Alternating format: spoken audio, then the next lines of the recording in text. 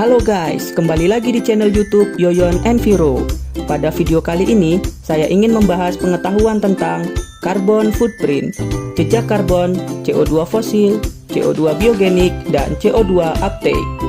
Oh iya, sebelum kita masuk ke dalam materinya, yuk kita intip dulu kenapa CO2 dibaca karbon dioksida.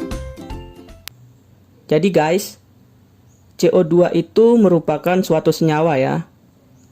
Jadi suatu senyawa yang disusun atas satu atom C dan dua atom O. Jadi seperti ini ya cara bacanya guys. Jadi C itu dibaca karbon, kemudian atom O-nya kan ada dua nih, dua atom ya, dua atom O.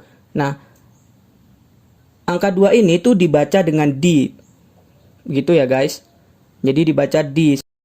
Kemudian oksigennya ini dibaca oksida seperti itu. Sehingga kalau digabungkan jadi dioksida seperti itu ya. Nah, untuk senyawa CO2 jadinya dibaca karbon dioksida. Apabila atom O-nya 1, seperti misalnya contohnya CO ya.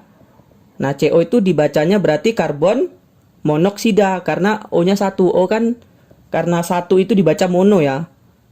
Nah, sehingga kalau CO dibaca karbon monoksida dan kalau CO2 dibaca karbon dioksida. Begitu ya guys. Selanjutnya mari kita masuk ke dalam materinya ya. Kita awali materinya dengan mengetahui definisi dari karbon dioksida. Definisi ini saya ambil dari KBBI ya, teman-teman. Nah, jadi arti kata karbon dioksida menurut KBBI yaitu istilah kimia senyawa karbon dengan oksigen yang berupa gas tanpa warna, lebih berat dari udara, tidak terbakar, dan larut dalam air. Digunakan dalam alat pemadam kebakaran. Nah, dia memiliki simbol CO2. Seperti itu ya teman-teman, arti atau definisi dari karbon dioksida atau CO2. Pada materi carbon footprint kali ini, atau jejak karbon kali ini, saya ingin membahas atau mengupas dari artikel ilmiah publikasi saya ya teman-teman ya. Dari publikasi ilmiah saya, yaitu di jurnal terindeks Scopus Q2, di jurnal Energies nama jurnalnya. Artikel ilmiah saya berjudul ini teman-teman, Assessing the Environmental Performance of Palm Oil Biodiesel Production in Indonesia, a Life Cycle Assessment Approach. Jadi penelitian ini tuh menilai tentang efek ya atau dampak pada lingkungan dari proses produksi biodiesel di Indonesia. Seperti itu teman-teman. Dengan menggunakan pendekatan Life Cycle Assessment. Nah, di dalam artikel ini saya juga menilai itu dari sisi carbon footprint. Di antaranya yang saya nilai yaitu CO2 fosil, CO2 biogenik, dan CO2 uptake. Nah, langsung saja kita masuk kepada pembahasannya ya teman-teman. Oke, yang pertama yaitu CO2 fosil. CO2 fosil adalah karbon yang berasal dari hasil pembakaran bahan bakar fosil. Contohnya seperti hasil pembakaran batu bara, solar, kemudian ada jenis premium dan sebagainya ya teman-teman ya. Bahan bakar tersebut merupakan bahan bakar fosil. Jadi bahan bakar yang sudah diproses dari hasil bumi ya, seperti itu ya teman-teman ya. Bahan bakar ini apabila digunakan untuk proses pembakaran tentunya ya, digunakan untuk sumber energi. Proses pembakaran bahan bakar fosil ini itu menghasilkan CO2 begitu ya teman-teman. Nah, CO2-nya itu disebut dengan CO2 fosil. Nah, kemudian selanjutnya yaitu CO2 biogenik.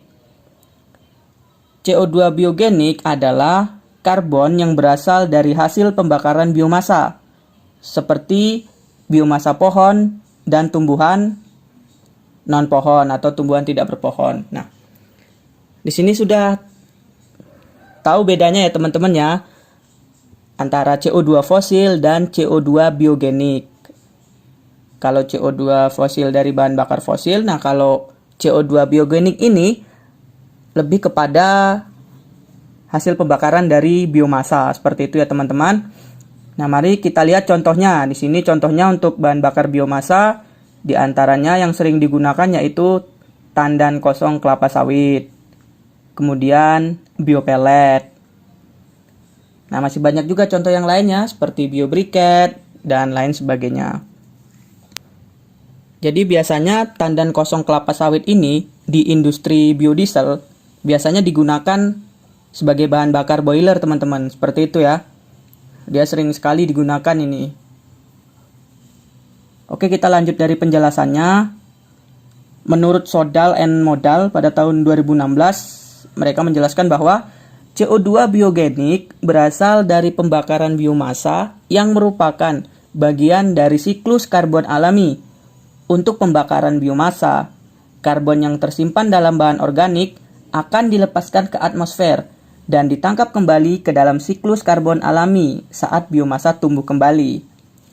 Siklus ini membantu menjaga tingkat karbon yang konstan di lingkungan dan memainkan peran penting dalam menyeimbangkan siklus karbon alami bumi.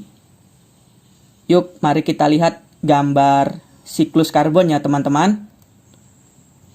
Nah, berikut ini adalah gambar siklus karbon teman-teman. Di alam ya, di atmosfer, gambar siklus karbon seperti ini ya teman-teman. Ilustrasinya seperti ini. Nah, di sini siklus yang terbentuk itu adalah siklus tertutup ya teman-teman. Nah, teman-teman perhatikan garis hitam yang membentuk lingkaran ini ya. Jadi dia siklusnya tertutup gitu, selalu terhubung satu sama lain ya. Siklusnya membentuk satu siklus yang tertutup. Nah, di sini saya lingkarin bagian merah-merah ya ini ya. Pertama yang untuk karbon organik. Nah, di sini saya merah-merah ini hubungannya masuk dia ya di dalam siklus karbon ini ya. Kemudian di yang paling bawah ini ada fosil dan bahan bakar fosil. Kemudian sebelah kanan saya lingkarin ini ada emisi pabrik dan juga di sebelah kirinya itu ada fotosintesis. Nah, jadi CO2 seperti itu ya teman-teman. Jadi ketika karbon organik itu digunakan tadi ya sebagai bahan bakar biomasa, tentu karbonnya itu ya dari biomasa ini ya, dari pohon ini seperti itu. Yang dimaksud dengan siklus karbon alami ya dari pohon ini karbonnya kemudian dia dibakar menghasilkan CO, nanti kan dia naik kemudian diserap lagi melalui proses fotosintesis. Tetapi kalau bahan bakar fosil itu kan dia di dalam tanah teman-teman. Jadi kita mengambil lagi sumber karbon dari dalam tanah gitu ya. Sehingga itulah yang menyebabkan menambah jumlah karbon yang tadinya karbonnya hanya dari tanaman saja harusnya ya kalau menggunakan biomasa, tapi ini ada tambahan dari energi fosil ini kan. Kalau digunakan kan di sini kan sebagai bahan bakar di pabrik ya, di industri kan. Sehingga kan menghasilkan emisi pabrik itu ya, emisinya kan CO2 ya, naik ke atmosfer. Nah, disitulah yang menyebabkan menumpuknya gas CO2 di atmosfer teman-teman. Seperti itu ya. Karena ada tambahan lagi nih diambil dari dasar bumi nih bahan bakar fosil ini. Katakan tadi batu bara ya yang sering masih digunakan ya di industri. Seperti itu. Nah, jadi itulah yang menyebabkan ketidakseimbangan begitu teman-teman. Kita menambah suplai CO2-nya ini dari dasar bumi, kita ambil, kita gunakan sebagai bahan bakar, kemudian menambah emisi CO2.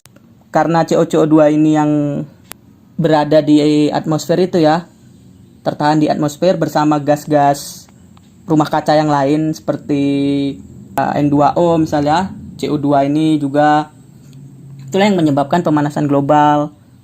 Global warming itu adalah fenomena ketika sinar inframerah dari sinar matahari itu yang diteruskan ke bumi kemudian kan dipantulkan. Nah, ketika dia dipantulkan ke atas tuh dia mengenai lapisan gas rumah kaca ini teman-teman, CO2, N2O dan yang lainnya ya. Nah, jadi infrared itu tidak bisa nembus ke atas, tapi dia dipantulkan kembali ke bumi seperti itu, tertahan oleh gas-gas ini, sehingga karena gas itu balik lagi ke bumi sehingga temperatur bumi jadi naik. Nah, lama-kelamaan akan menyebabkan pemanasan global. Seperti itu teman-teman ya.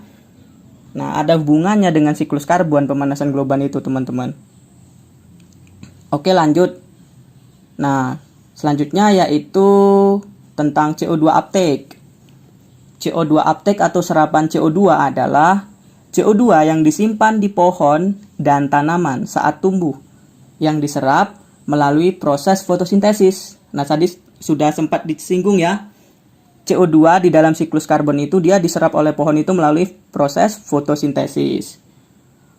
Oke, di sini ada tanda bintang ya.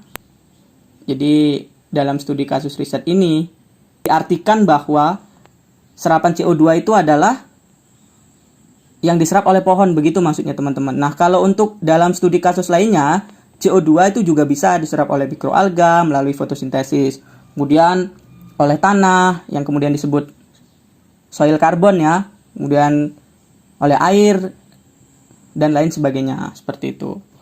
Namun pada case riset ini itu dia siklus karbonnya siklus karbon alami yang berkaitan dengan fotosintesis. Seperti itu teman-teman. Oke, kita lanjut penjelasannya.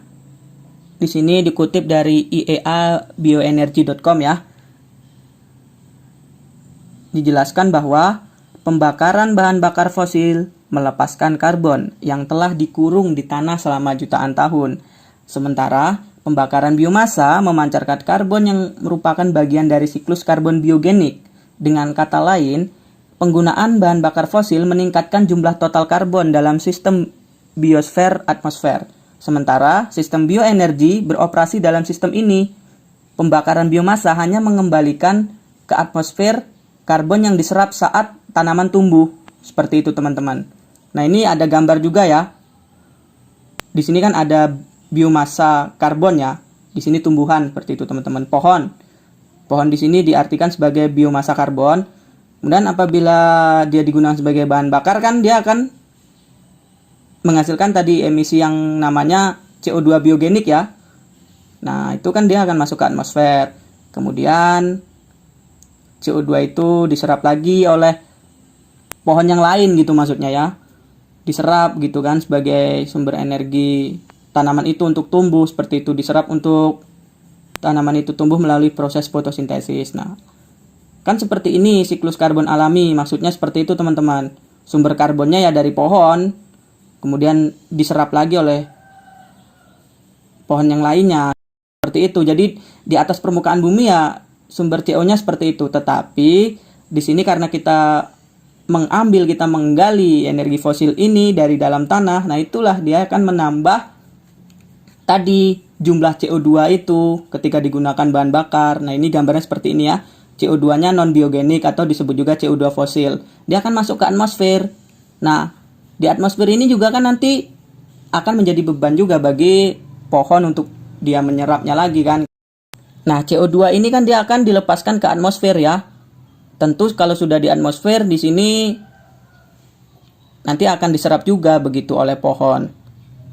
Tetapi ya itu karena jumlahnya yang lebih besar, lebih banyak gitu ya kontribusinya, sehingga ya kemampuan serap pohon atau tanaman yang lainnya itu masih kurang seperti itu teman-teman, sehingga yang kita alami saat ini di dunia ya maksudnya terjadi pemanasan global seperti itu. Tadi sempat disinggung kan bagaimana pemanasan global itu bisa terjadi seperti itu melalui gas-gas rumah kaca. Salah satunya ya ini gas-gas dari CO2 fosil ini yang dia jumlahnya banyak, kemudian akan menambah jumlah karbon itu seperti itu teman-teman di atmosfer. Ya selain pabrik bisa juga ya teman-temannya. Misalnya kalau dari jenis bahan bakar fosil yang cair seperti premium kan, atau pertalite yang kita gunakan pada kendaraan kita ya, baik itu motor ataupun mobil, ya itu sama kan, mengemisikan gas CO2 juga kan. Nah CO2-nya itu juga disebut dengan CO2 fosil. Oke, mungkin cukup sampai di sini ya teman-teman, pembahasan terkait CO2 fosil, CO2 biogenik, dan CO2 uptake. Semoga teman-teman bisa memahaminya dengan baik pada materi kali ini. Buat teman-teman yang ingin mengetahui lebih isi paper saya yang ini, bisa teman-teman download ya. Nah, ada beberapa bagian juga yang masih menarik di dalam artikel ini seperti itu. Nah, ini yang tentang carbon footprint ini yang kita bahas pada materi ini tuh adalah beberapa bagian yang ada di dalam paper ini. Tetapi di sini saya membahasnya lebih general seperti itu. Lebih general dari definisi dan bagaimana aplikasinya di lingkungan seperti itu ya. Tapi kalau di artikel ini lebih ke spesifik studi kasusnya pada pabrik biodiesel di Indonesia. Seperti itu teman-teman. Baik, saya rasa cukup. Terima kasih buat teman-teman yang sudah mau mendengarkan materinya. Semoga bermanfaat. Buat teman-teman yang suka dengan materinya, jangan lupa like, subscribe, dan nyalakan tanda lonceng ya, agar teman-teman tidak ketinggalan info pengetahuan menarik lainnya dari channel ini. Teman-teman juga bisa share video ini kepada komunitas teman-teman. Baik, terima kasih. Salam sukses.